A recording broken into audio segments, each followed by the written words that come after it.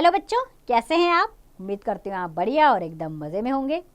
तो चलिए आज के अध्याय में पढ़ने वाले हैं हम संयुक्ताक्षर और संयुक्त व्यंजन के बारे में। यानी कि पहले हम जानेंगे संयुक्ताक्षर क्या होते हैं और फिर हम पढ़ेंगे कि संयुक्त व्यंजन क्या हैं। तो सबसे पहले पढ़ेंगे हम संयुक्ताक्षर क्या है। ठीक है बच्चों, संयुक्ताक्षर क्या होते हैं? बच्चों, दो अलग अलग व्यंजनों के मेल से एक नया व्यंजन जब बनता है तो उसे संयुक्ताक्षर कहते हैं। ठीक है, जैसे क और श के मेल से क्या बना? श। त और र के मेल से बना त्र। ज और य के मेल से बना ज्ञ। और श और र के मेल से बना श। तो ये संयुक्ताक्षर कहलाए। अब इन संयुक्ताक्षरों से नए शब्दों का निर्माण, जैसे श से बना कक्षा, त्र से बना पत्र शब्द है, ज्ञ से आता है ज्ञानी और श्र से बनता है शब्द श्रमिक। ठीक है, तो आइए अब इन चारों संयुक्ताक्षरों से हम नए शब्द पढ़ते हैं। तो पहला है श। श से कौन कौन से शब्द बनते हैं? रक्षा, शिक्षा, दीक्षा, रक्षक। त्र से सत्र, इत्र, नेत्र, मित्र। ज्ञ से बनते हैं बच्चों शब्द ज्ञान, ज्ञाता, आज्ञा, अवज्ञा। अब श्र से बने शब्द हैं श्रम, आश्रम, परिश्रम, श्रीमान। और भी शब्द बनते हैं, आप अभ्यास कीजिए, दिमाग लगाइए और नए शब्दों को बनाने का प्रयास कीजिए। हम तब तक एक छोटे से अध्याय की ओर बढ़ते हैं जो इन्हीं संयुक्ताक्षरों के मेल से बना है। नाम है श्रवण और क्षितिज। तो बच्चों, श्रवण और क्षितिज मित्र हैं। वे दोनों पहली कक्षा में पढ़ते हैं। श्रवण के पिता शिक्षक हैं, क्षितिज के पिता चित्रकार हैं। दोनों मित्र परिश्रमी और आज्ञाकारी हैं। तो बच्चों, अब इसमें आपने ये चारों संयुक्ताक्षर शब्द से बनने वाले शब्द ढूंढने हैं, जैसे श्रवण, क्षितिज, कक्षा, श्रवण, शिक्षक, क्षितिज, चित्रकार, परिश्रमी, आज्ञाकारी। सारे ढूंढ दिए मैंने, मित्र है ना। और बच्चे हैं? नहीं, और कोई भी नहीं बच्चा। सारे चारों के चारों संयुक्ताक्षर शब्द इनके अंदर आए हैं जो हमने अभी ढूंढे हैं।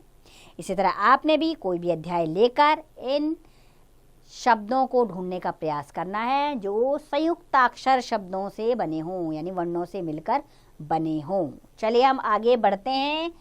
आगे पढ़ेंगे हम बच्चों संयुक्त व्यंजन के बारे में। किसके बारे में? संयुक्त व्यंजन। संयुक्त व्यंजन क्या कहलाते हैं बच्चों? संयुक्त व्यंजन वे व्यंजन होते हैं जो एक जैसे दो व्यंजन साथ में आते हैं, लेकिन एक आधा होता है और एक पूरा होता है। इसके बारे में आप आगे की कक्षा में पढ़ेंगे। बस आपको ये जानना आवश्यक है कि वे शब्द जो एक जैसे दो व्यंजनों के मेल से बनते हैं। जैसे क, ढक्कन, इसमें क 2 बार आ रहा है। बच्चा, इसमें च 2 बार आ रहा है। भुट्टा, भ और ट 2 बार आ रहा है इसमें। लड्डू, ड 2 बार आ रहा है। छत्ता, छत्ता में त आ रहा है 2 बार।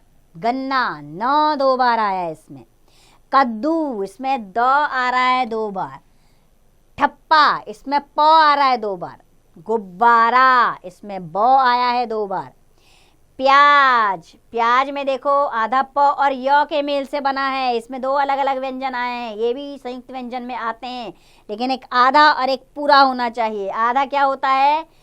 जिसमें डंडा नहीं होता। ये देखो, ये काट देते हैं, इसे आधा अधूरा कहा जाता है। आगे है गुच्छा, मक्खी, बुध, नमस्ते, पत्थर। तो सारे हमने संयुक्त व्यंजन के शब्द पढ़े हैं। आप इनका लगातार अभ्यास करते रहिए। हम आगे बढ़ते हैं। आगे पढ़ते हैं हम एक छोटा सा अध्याय। अध्याय का नाम है हमारा ज्योति। तो बच्चों, ज्योति एक अच्छी लड़की है। वह रोज विद्यालय जाती है।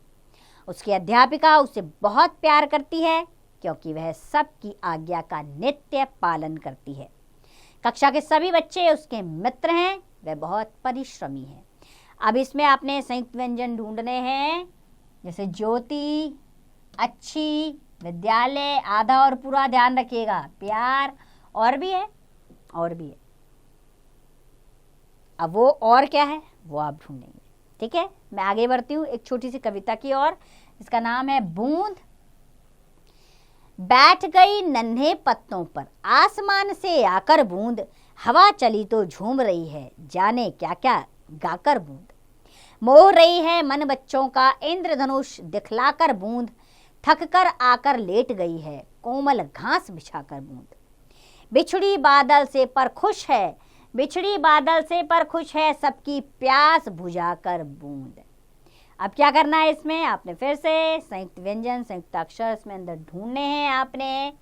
जैसे पत्तों, नन्हे, आधा अधूरा का ध्यान रखना है। ठीक है, इस बात का विशेष ध्यान रखना है। अब और छूट गया है तो वो आपका ढूंढने का काम है। एक दो शब्द और हैं इसके अंदर।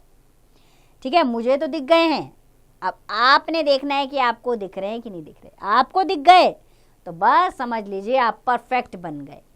इसी तरह के अध्याय छोटे से लीजिए और उनमें इन अक्षरों को ढूंढने का प्रयास कीजिए। अब इसका अभ्यास कार्य आप स्वयं कीजिए।